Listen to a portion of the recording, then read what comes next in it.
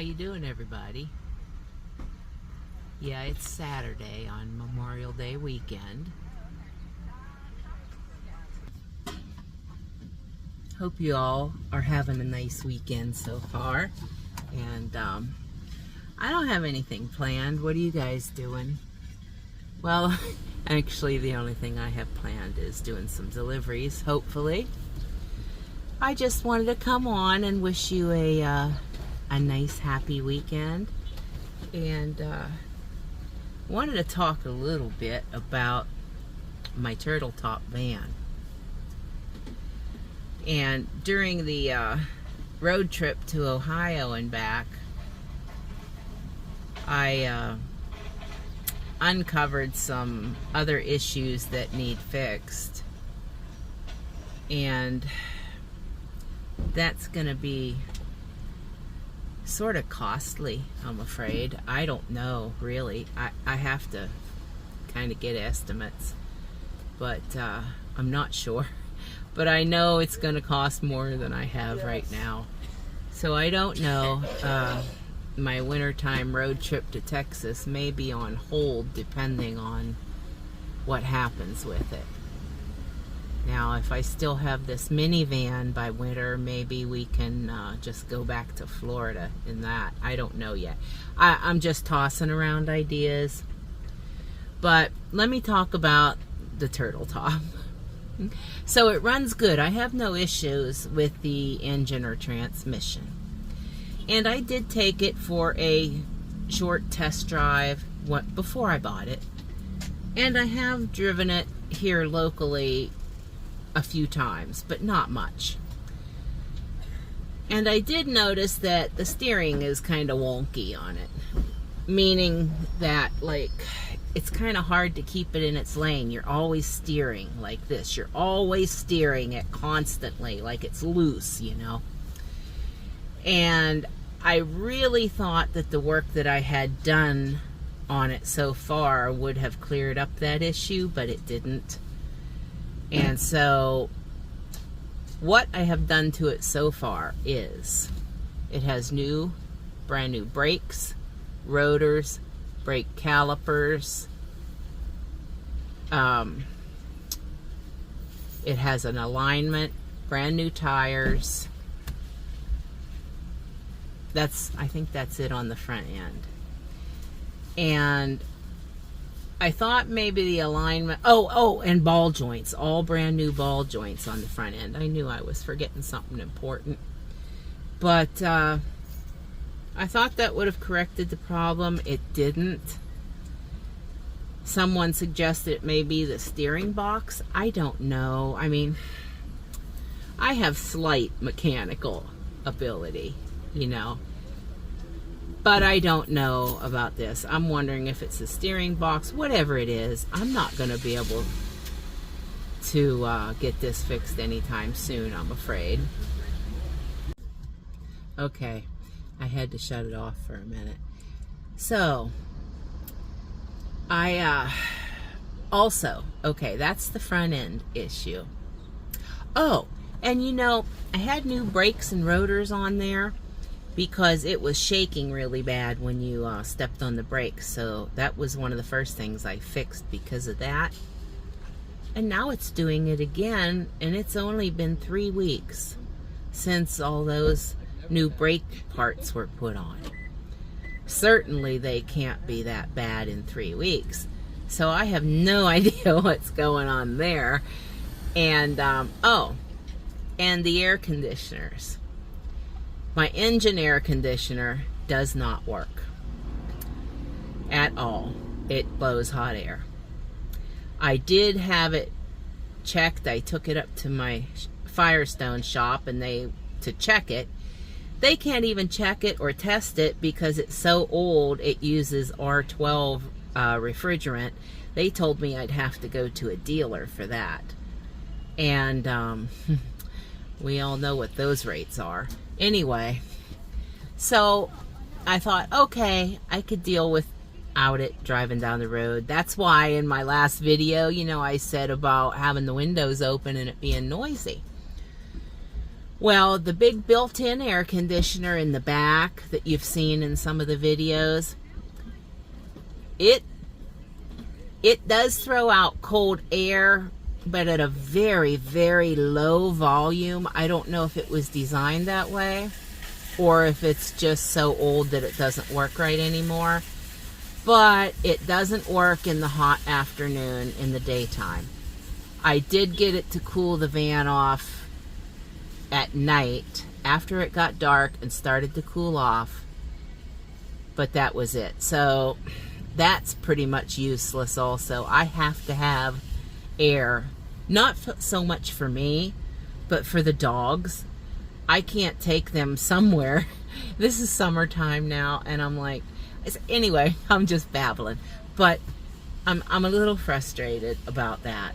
So both air conditioners are out of commission.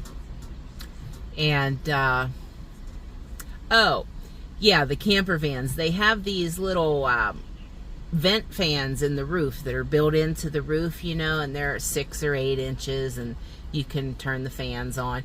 Well, they're old. They never worked since I got it, which I figured that's okay. I didn't mind that.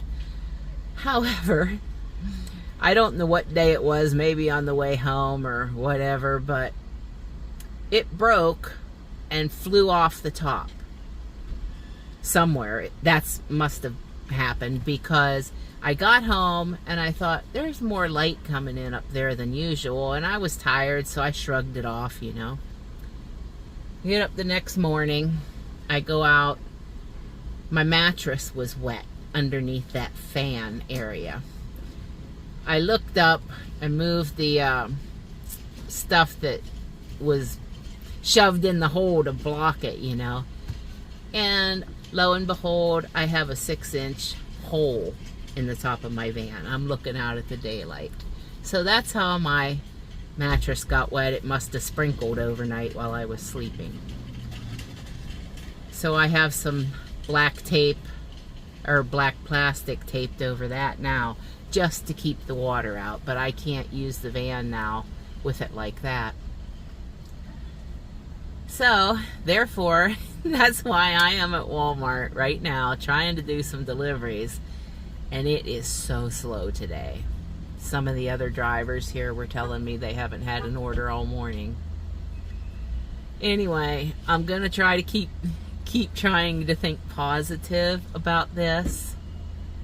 And, you know, I don't know about you guys, but when something happens, you know, you get kind of a little bit disappointed or depressed about stuff, you know, and but then it always looks better after you think about it for a while. So we'll see what's gonna happen with that. I have some other thoughts too. Hold on. So I'm thinking about, I'm trying to figure things out, you know. I don't know if I will still have this minivan come winter time. There's a whole nother story behind this that I haven't really discussed. But if I do still have it, I was wondering, I'm going to add up the cost to repair the things on the Turtletop van and take into consideration how much it would cost me to fix that versus just putting a hitch on the back of this minivan and getting a small 6x10 cargo trailer, you know, and going that route with this minivan if I still have it. So I'm not really sure. That's something I'm just tossing around, you know, some thoughts in my head to see which one would be least expensive, you know, the most cost effective. Because if I had a little cargo trailer, I could use my home air or window air unit and get some 30 amp service built into it, and that would be perfect there. So we'll see what's going to happen with that. I don't know yet. I do know that I absolutely love the feel of this minivan and driving this minivan. I don't know if any of you ever had this feeling, but sometimes you'll get in a vehicle and it just fits you. You know, it's comfortable. It feels nice and sleek and like, you know, like you were just meant to be driving it. That's how I feel in this minivan. In the Turtletop van, I don't feel that way. So, I mean, I know that's just a minuscule detail, so. But anyway, those are the things I'm tossing around, thinking about. And then I have to consider also something I didn't think about until somebody else brought it up. Is just the age of the Turtletop. It's almost 33 years old.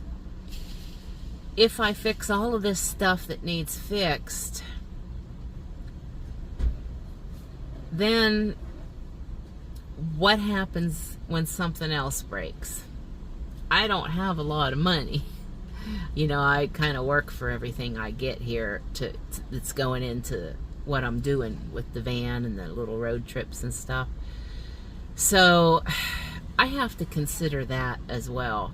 You know, they already can't work on my air conditioner at a lot of shops because of that.